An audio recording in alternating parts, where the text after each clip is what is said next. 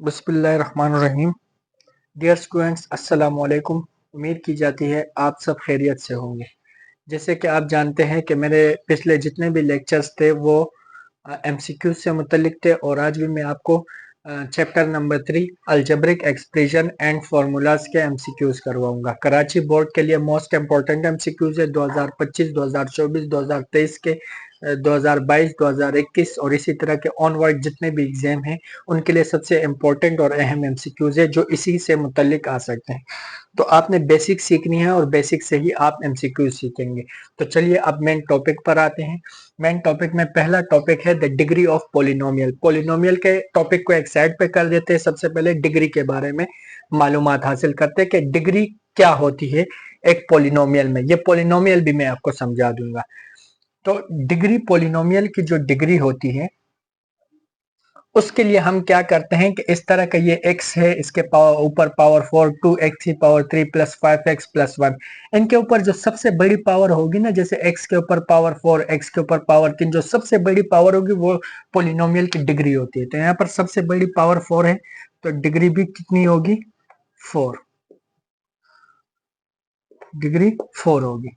यहाँ पर सबसे बड़ी पावर 4 है तो हम डिग्री 4 नहीं लिखेंगे। क्यों? उसकी वजह यह है कि ये 4 के साथ देखिए ये 2 भी तो है ना, ये दोनों a और b एक साथ है तो दोनों की पावर को जमा करके हम उसके डिग्री बनाएंगे। तो 4 और 2 कितने होते हैं? 6। तो ये डिग्री होगी 6। अब यहाँ पर देखिए सबसे बड़ी पावर 3 है और यहाँ पर x और y की दोनों की कुल मिलाकर पावर 2 बनती है। 1 यहाँ पर और 1 यहाँ पर। 1 प्लस 1 कितने हुए? 2 हुए। और यहाँ पर पावर 3 है तो इसकी डिग्री 3 ही आएगी। ये एमसीक्यूज है तो इसको डायरेक्ट सिर्फ समझा जाता है, इसे हल नहीं किया जाता। और अगर हल भी करते हैं तो आप जल्दी जल्दी से हल करें बगैर सॉल्यूशन के, क्योंकि एक नंबर का ये वो होते हैं, एमसीक्यूज होते हैं। दूसरे नंबर पर है सॉल्यूशन सेट ऑफ। अब देखो जहां पर सॉल्यूशन सेट की बात आ जाए ना तो वहां पर हम क्या करते हैं, ये जो जितने भी एमसीक्यूज मैं आपको करवा रहा हूँ ये दूसरे चैप्टर से भी हैं। तो मैं इसी में इसलिए समझा रहा हूँ ताकि दूसरे चैप्टर में अगर और एमसीक्यूज आए तो वो समझाने में आपको आसानी हो।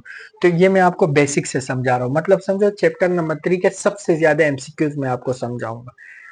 तो ये बना x square plus 10x plus 24। इसका हमने सॉल्यूशन सेट मालूम करना है।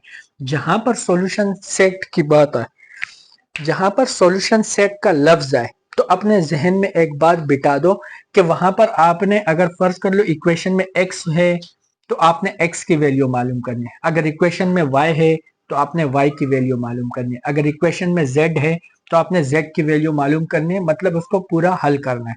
तो यहाँ पर इक्वेशन में x है तो हमने इसका सॉल्यूशन सेट मालूम करके इसको हल करना है। तो कैसे हल करेंगे? इसे डायरेक्ट हल करते हैं। तो ये लिखा, दूसरा है x square plus 10x plus 24। इस तरह के जो इक्वेशन आते हैं स्क्वायर वाले, तो उसको हल करने का सबसे इजी तरीका बता रहा हूं मैं, बल्कि तरीका ये जो मैं आपको समझा रहा हूं। 24, सबसे पहले आप तीनों टर्म को अलग अलग कर लो। एक्स स्क्वायर, 10x और 24, ये 3 टर्म है। इन 3 टर्म से हमने 4 टर्म बनाने हैं। कैसे बनाएंगे? सबसे पहले पहले और आखिरी वाली जो टर्म होती है, पहली और तीसरी वाली टर्म, इनके कोफिशिएंट को मल्टीप्लाई करना है। तो इनका कोफिशिएंट क्या होगा? इस एक्स स्क्वायर का कोफिशिएंट है यहाँ पर 1 जो कि हमें नहीं दिख रहा, और इसका कोफिशिएंट है 24। 1 को 24 से मल्टीप्लाई करो तो ये आते हैं 24 1s द 24। बीच में मल्टीप्लाई भी लिख दो, लेकिन इनको आपने यहाँ पर मल्टीप्लिकेशन में नहीं लिखना है, यहाँ ये जगह आपने खाली छोड़ देनी। फिर दरमियान वाली टर्म क्या है? 10। 10 लिख देना है, x इसके साथ नहीं लिखना। और जो 10 आप दरमियान वाले लिखेंगे उसके साथ आपने प्लस लिखना है या माइनस लिखना है, प्लस या माइनस लिखना है। तो वो तो हम हल करते हुए जो है ना वो पता चल जाता है कि इसमें से माइनस करना है या प्लस करना है। फिलहाल फिर इस वक्त जो है ना प्लस की जरूरत है। तो अब हमने करना क्या है? करना यह है कि ऐसी दो वैल्यू हमने ढूंढनी है जिनको हम मल्टीप्लाई करें हमारे पास जवाब 24 आए, और उन्हीं दो वैल्यूज को अगर हम जमा करें तो हमारे पास जवाब 10 आना चाहिए।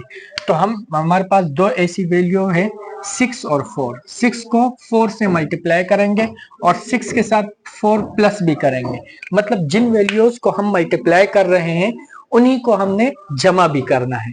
तो 6 4 24, 6 प्लस 4 10 होते हैं। तो हम क्या करेंगे, नीचे इसको 4 टर्म में कन्वर्ट कर देंगे। बीच वाली टर्म होगी, इसके 2 पार्ट बनाएंगे, 2 पोर्शन बनाएंगे। एक जो है ना 6 होगा और दूसरा 4 होगा। तो ये लिख ले x² प्लस एक 6x और दूसरा है 4x और फिर plus 24 is equal to 0, is equal to 0। उस तरफ 0 भी लिखना है जैसे उन्होंने लिखा हुआ, ऐसे इक्वेशन बना रहे हैं।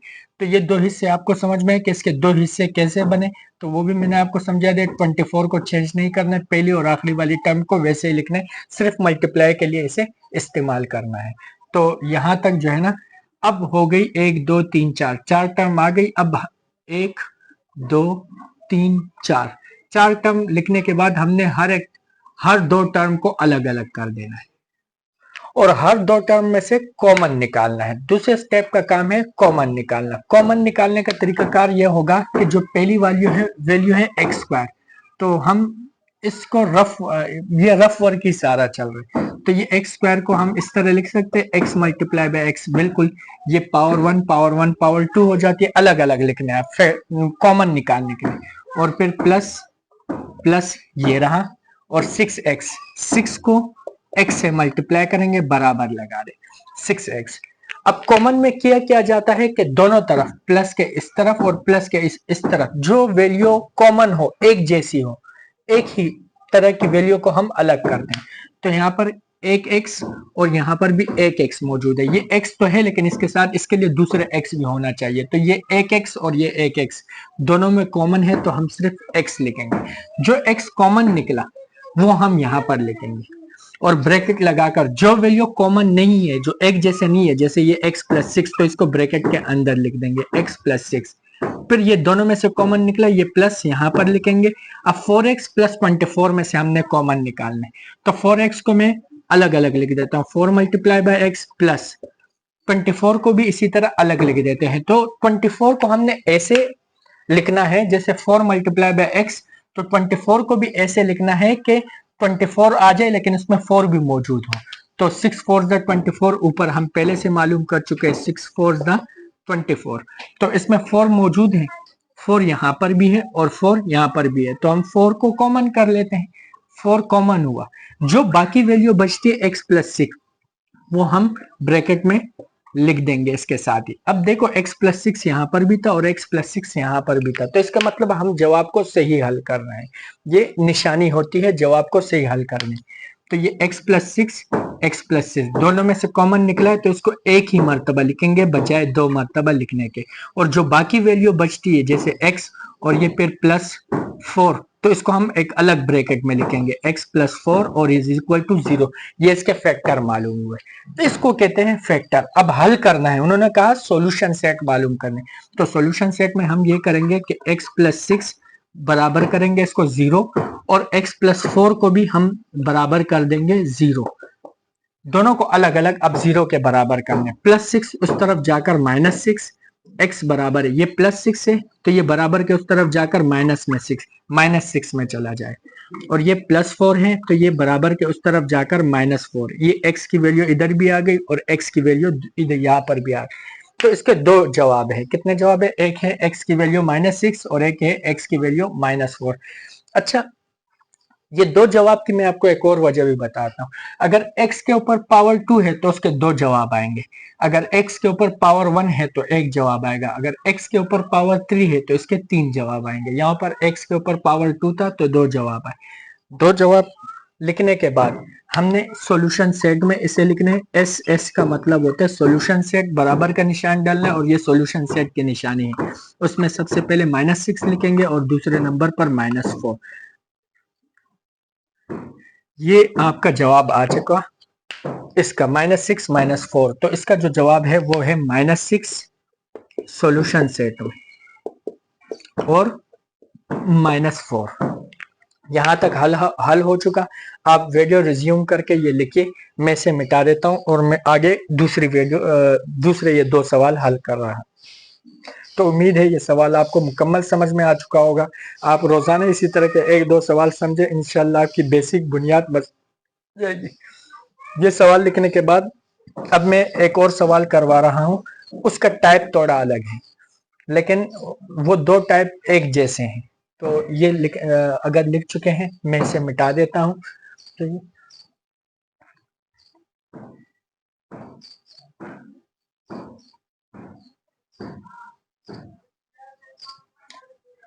तो अब हल करते हैं इससे अगला वाला एमसीक्यूज। अगला वाला एमसीक्यूज है तीसरा, इफ x की पावर 4 माइनस 4x प्लस के is a complete square then the value of k is. यहाँ पर सिर्फ k की वैल्यू हमने मालूम करनी है।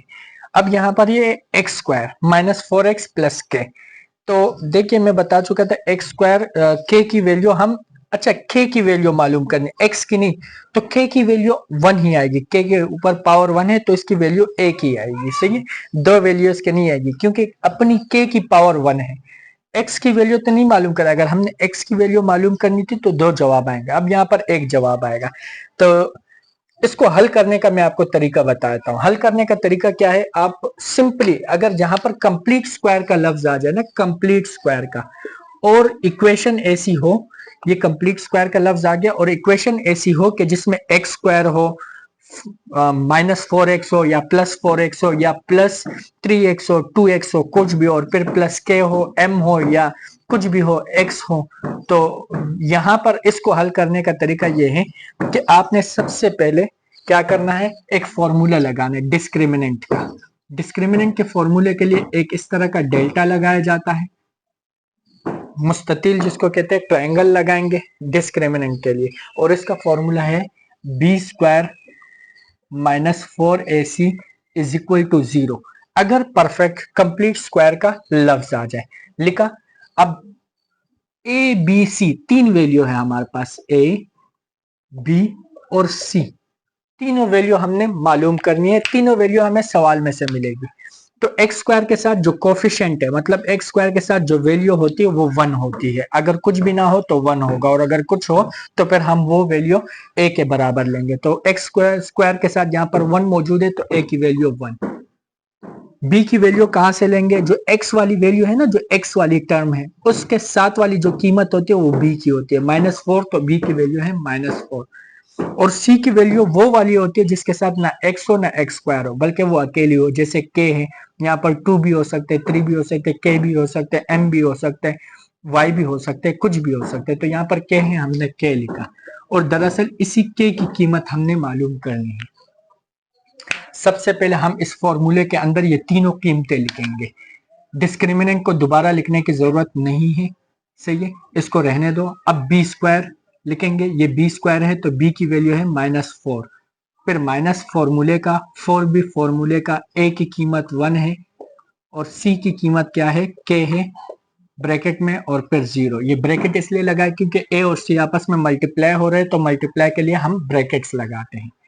तो -4 का स्क्वायर हम इस तरह निकालेंगे, -4 स्क्वायर का मतलब 2 times multiply by, minus minus plus होते हैं, 4 4 16, तो -4 का स्क्वायर होता है 16, तो -4 मल्टीप्लाई बाय के होगा, तो 4k is equal to 0, 16 - 4k is equal to 0।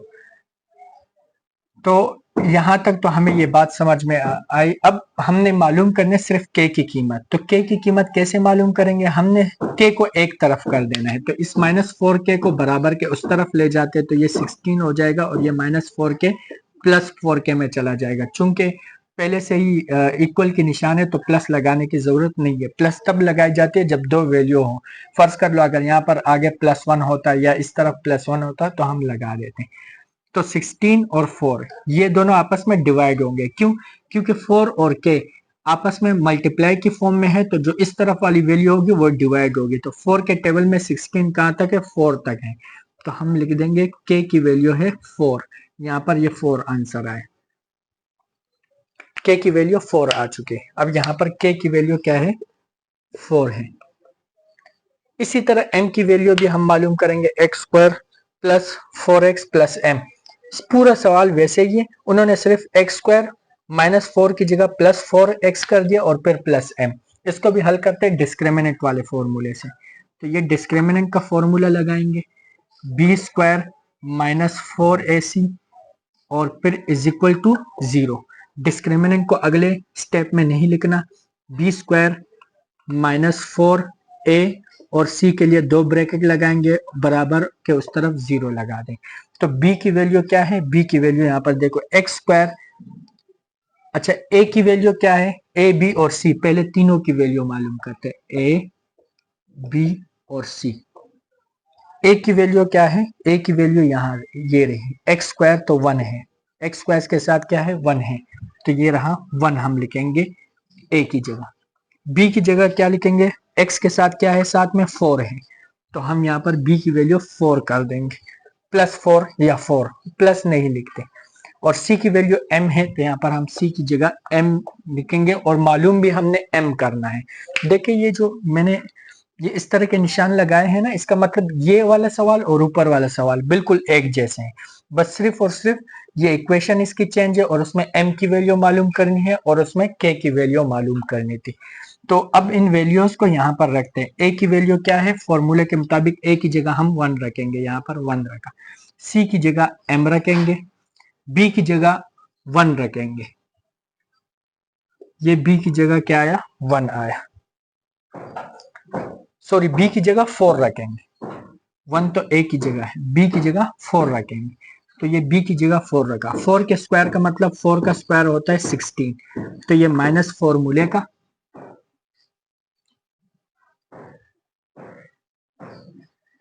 Minus फॉर्मूले का 4 को मल्टीप्लाई करो 1 से, और फिर जो जवाब आए उसको दोबारा m से मल्टीप्लाई करो। 4 1 दा 4, 4 मल्टीप्लाई बाय, फिर 4 को मल्टीप्लाई करो m से, तो ये बन जाता है 4m इज इक्वल टू 0।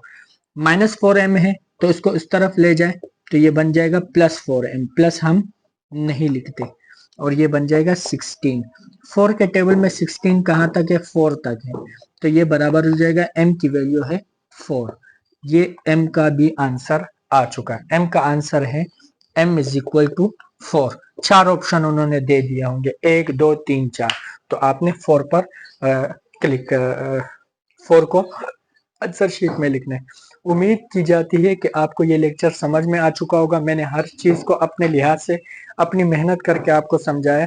बाकी अगर आपको कोई कॉन्सेप्ट वगैरह थोड़े से समझ में ना आता हो, तो आप कमेंट सेक्शन में मुझसे पूछ सकते हैं। तो इसी के साथ मैं इजाजत चाहता हूँ। अल्लाह हाफिज, दुआओं में याद रखना। शुक्रिया।